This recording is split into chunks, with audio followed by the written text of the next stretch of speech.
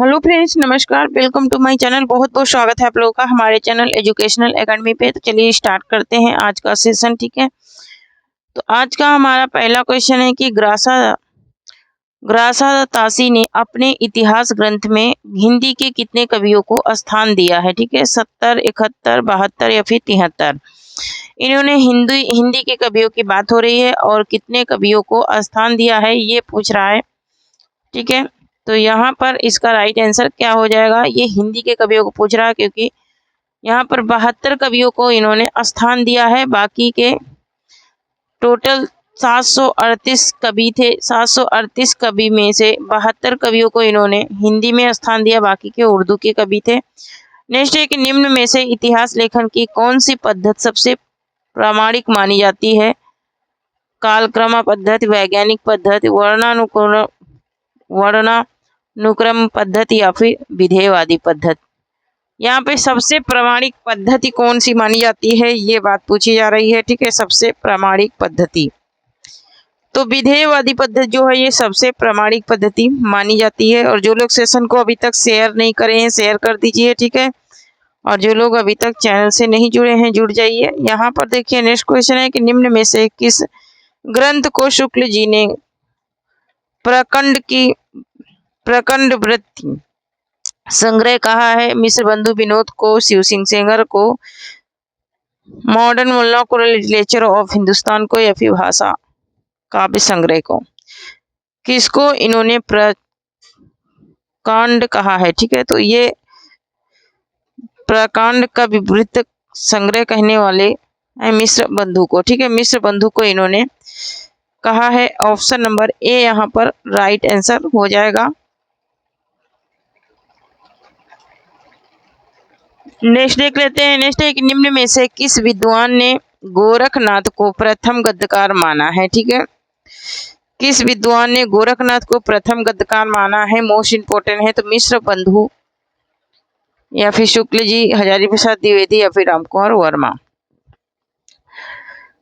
किसने प्रथम गद्यकार माना है, तो मिश्र बंधुओं ने माना है इनको प्रथम गद्यकार। किसको, गोरखनाथ को। नेक्स्ट क्वेश्चन है कि निम्न में से कौन सी रचना 12वीं शताब्दी की नहीं है। कुमार रासो, विशलदेव रासो, पृथ्वीराज रासो या फिर जयचंद प्रकाश। कौन सी रचना है जो कि 12वीं शताब्दी की नहीं है, तो वो कौन सी नहीं है, तो कुमार रासो नहीं है, ये 9वीं शताब्दी की रचना है। ठीक है, ये किसकी है, तो 9वीं शताब्दी की रचना है। नेक्स्ट क्वेश्चन देख लेते हैं। नेक्स्ट है ध्रुवदास द्वारा रचित भक्तमान नामावली में कितने भक्तों का संक्षिप्त जीवन चरित्र वर्णित है। 110, 115, 118 या फिर 116। तो कितने कवियों का जीवन चरित्र वर्णित है, तो ये 116 कवियों का जीवन चरित्र वर्णित है। और टोटल कितने कवि हैं, तो यहाँ पर देखिए 1698 विक्रमी संवत की है। नेक्स्ट है कि परमान रासो के पदों का अंग्रेजी में अनुवाद किसने किया। मैकनिकल ने या फिर मैकलिफ ने या फिर वाटरफील्ड ने या फिर जॉर्ज गियर्सन ने। परमान रासो के पदों का अंग्रेजी में अनुवाद पूछ रहा है, तो अंग्रेजी में अनुवाद किसने किया था, तो वाटरफील्ड ने किया था अंग्रेजी में अनुवाद। परमान रासो का जो अनुवाद किया था तो ये इन्होंने वाटरफील्ड ने किया था, किसमें, अंग्रेजी में। और जो लोग अभी तक टेलीग्राम चैनल से नहीं जुड़े हैं जुड़ जाएं, क्योंकि वहां से आपको PDF मिल जाएंगे। नेक्स्ट है कि पद्मावती समय पृथ्वीराज रासो का कौन सा सर्ग है। पहला सर्ग, दूसरा सर्ग, 20वां सर्ग या फिर 61वां सर्ग। ठीक है, पद्मावती जो समय है वो पृथ्वीराज रासो का कौन सा सर्ग है ये बात पूछी जा रही है। तो यहाँ पर इसका राइट आंसर हो जाएगा ऑप्शन नंबर बी, 20वां सर्ग है। आदिकाल की ये रचना है। ठीक है, आदि पर्व इसका नाम है और 10वां समय है। ठीक है, समय क्या है इसका, 10वां समय है। आदि पर्व इसका नाम है, 20वां सर्ग है। ठीक है, तो यहाँ पर नेक्स्ट देख लेते हैं। नेक्स्ट है कि निम्न में से पृथ्वीराज रासो को अर्थ प्रमाणिक मानने वाले विद्वान नहीं हैं। अगरचंद नहटा या फिर मुन्नी जिन विजय या फिर सुमित कुमार चटर्जी या फिर दशरथ शर्मा। कौन नहीं मानते हैं?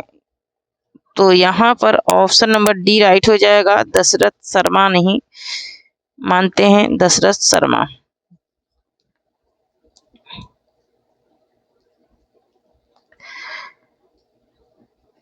नेक्स्ट क्वेश्चन देख लेते हैं। नेक्स्ट है कि विजयपाल रासो में छंदों की संख्या कितनी है? 52 है, 42 है, 62 है या फिर 72 है। तो विजयपाल रासो में जो छंदों की संख्या है उसकी बात हो रही है। तो विजयपाल रासो में छंदों की संख्या कितनी है ये पूछ रहा है। तो विजयपाल रासो में छंदों की संख्या टोटल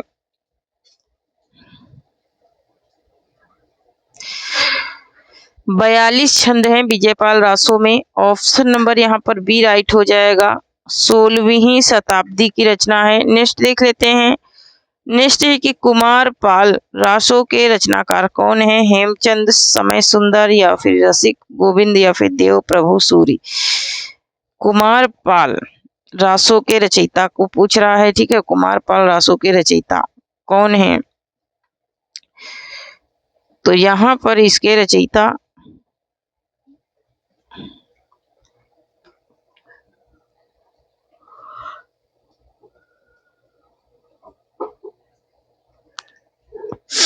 नेक्स्ट क्वेश्चन है कि मुनि जिन विजय द्वारा किस रचना को रास परंपरा की पहली रचना माना गया है?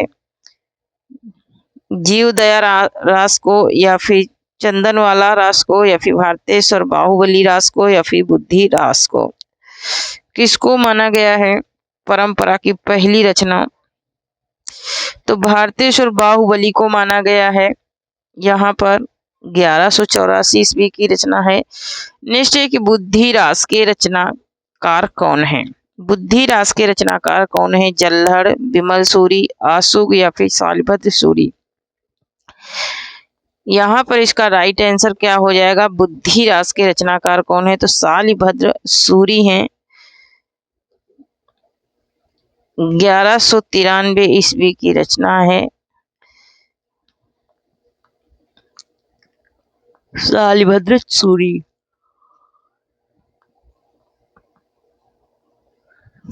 नेक्स्ट है कि कच्छूली रास किसकी रचना है? प्रज्ञा तिलक की, सार मूर्ति की, पदम कीर्ति की या फिर न्याय नंदी की। नेक्स्ट क्वेश्चन है विद्यापति के गुरु का नाम क्या था? पंडित हरिमिश्र, नरिहर मिश्र, नरसिंह मिश्र, हरिहर द्विवेदी या फिर देव चतुर्वेदी।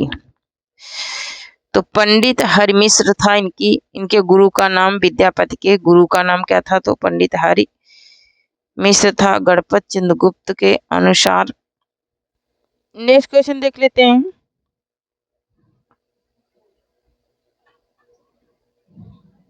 नेक्स्ट एक विद्यापति को भक्त कवि नहीं मानने वाले विद्वान हैं हजारी प्रसाद द्विवेदी। तो ये हमारी कल की प्रैक्टिस है, इसे जरूर देखना। इसमें बहुत ही इंपॉर्टेंट क्वेश्चन है, ठीक है। बहुत ही इंपॉर्टेंट क्वेश्चन है। प्रैक्टिस सेट नंबर 87 है। तो यहाँ पर नेक्स्ट क्वेश्चन देख लेते हैं। नेक्स्ट है कि यह एक अत्यधिक सरस साहित्यिक रचना है और आधुनिक आर्य भाषा साहित्य के आदिकाल के इतिहास में बेजोड़ माता प्रसाद गुप्त का यह कथन किस रचना के लिए है? बसंत विलास के लिए, ढोला मरूरा दोहा के लिए या फिर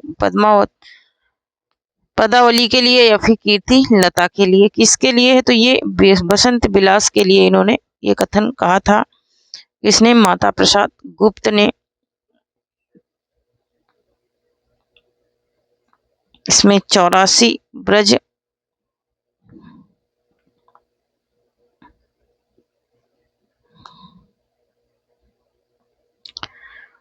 नेक्स्ट क्वेश्चन देख लेते हैं। नेक्स्ट एक संदेश राशक में छंदों की संख्या कितनी है? 223 है, 233 है, 220 है या फिर 232 है। संदेश राशक में छंदों की संख्या पूछ रहा है। तो यहाँ पर ऑप्शन नंबर ए राइट हो जाएगा। 233 है, ठीक है। 233 है, 3 प्रकरण है, ठीक है। कितने हैं? 3 प्रकरण है। नेक्स्ट क्वेश्चन देख लेते हैं। नेक्स्ट है कि राहुल वेल की भाषा मूलतः मध्य देशी अपभ्रंश है, किंतु इसमें पछाही व पूर्वी अपभ्रंशों का भी संश्लेष है। यह कथन किस विद्वान का है? रामचंद्र तिवारी का, सुनीत कुमार चटर्जी का, राम कुमार वर्मा का या फिर मोहन अवस्थी का? तो ये रामचंद्र तिवारी का कहना है।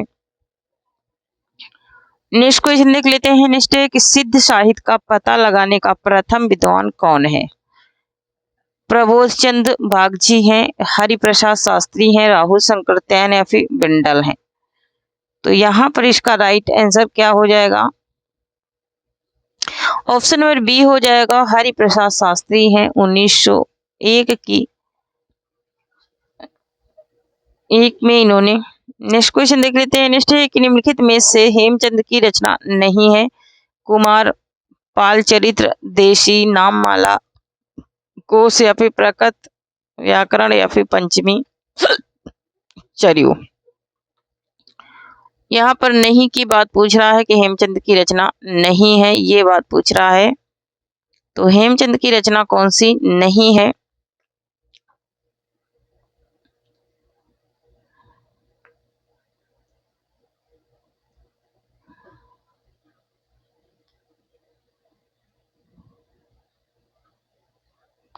एक सेकंड। तो यहाँ पर पाउम चर्यु जो है ये इनकी नहीं है, ये पंचमी चर्यु स्वयंभू की है। नेक्स्ट है कि हेमचंद का समय इनमें से कौन सा है? 11वीं शताब्दी, 12वीं शताब्दी, 13वीं शताब्दी या फिर 14वीं शताब्दी? तो हेमचंद के समय की बात हो रही है, तो 12वीं शताब्दी है हेमचंद का समय। नेक्स्ट क्वेश्चन देख लेते हैं।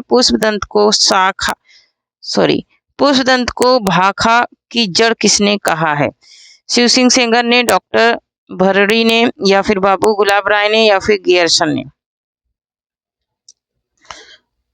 तो इनको शिव सिंह सेंगर ने कहा है भाखा की जड़। नेक्स्ट क्वेश्चन है कि पुष्पदंत बहुत शक्ति संपन्न कवि थे, काव्य के सभी अवयवों पर इनका पूर्ण अधिकार था। यह कथन किस विद्वान का है? हजारी प्रसाद द्विवेदी का, रामचंद्र शुक्ल का, डॉक्टर बच्चन सिंह का या फिर रामस्वरूप चतुर्वेदी का?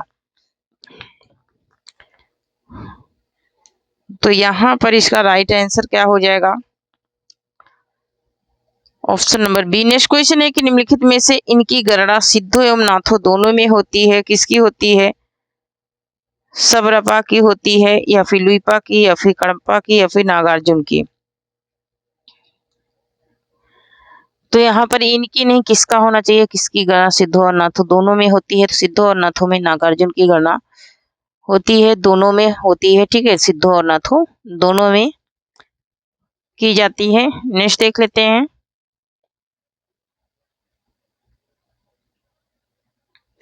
नेक्स्ट है कि नाथ सिद्धों की बनिया पुस्तक के संपादक कौन है? हजारी प्रसाद शास्त्री, हजारी प्रसाद द्विवेदी, प्रबोध चंद्र बागची या फिर पीताम्बर दत्त बर्थवाल? तो यहाँ पर बहुत ही इंपॉर्टेंट ये क्वेश्चन है। ठीक है, नाथ सिद्धों की बनिया पुस्तक की बात हो रही है। ठीक है, तो ये हजारी प्रसाद द्विवेदी हैं। नेक्स्ट है कि परमार्थ प्रकाश के रचनाकार कौन है? देवसेन है, जोइंद है, सार मूर्ति है, फिर अभय तिलकमणि है? तो ये जोइंद की रचना है। नेक्स्ट क्वेश्चन देख लेते हैं। नेक्स्ट है कि दोहा अपभ्रंश का लाडला छंद है। दोहा अपभ्रंश का लाडला छंद है। 7वीं सदी के बाद भारतीय साहित्य में इसके दर्शन होते हैं। यह कथन किसका है? डॉक्टर रामकुमार वर्मा का, हजारी प्रसाद द्विवेदी का, गुलाब राय का या फिर रामचंद्र शुक्ल का? तो ये कथन की बात हो रही है कि दोहा अपभ्रंश का लाडला छंद है ना। तो लाडला छंद किसने कहा है? हजारी प्रसाद द्विवेदी ने। नेक्स्ट क्वेश्चन है कि भाव व होई अभाव और जाई किस सिद्ध की बानी है? किस सिद्ध की ये बानी है? सरप्पा की, कड़प्पा की, लुइपा की या फिर कुकुरिया की? तो ये लुइपा की बानी है। नेक्स्ट क्वेश्चन है पृथ्वीराज रासो को मुक्तक काव्य मानने वाले विद्वान हैं? मोतीलाल मेनारिया, माता प्रसाद गुप्त, कर्नल जेम्स टाइट या फिर नरोत्तम स्वामी। किसने माना है मुक्तक काव्य, ठीक है, मुक्तक काव्य किसने माना है, तो नरोत्तम स्वामी ने माना है। तो थैंक यू फ्रेंड्स, आज के लिए इतना ही, तब तक के लिए जय हिंद जय भारत। जो लोग टेलीग्राम चैनल से नहीं जुड़े हैं जुड़ जाइए, आज थोड़ा सा समय का अभाव इसलिए इतने ही क्वेश्चन कराऊंगी। थैंक यू, जय हिंद जय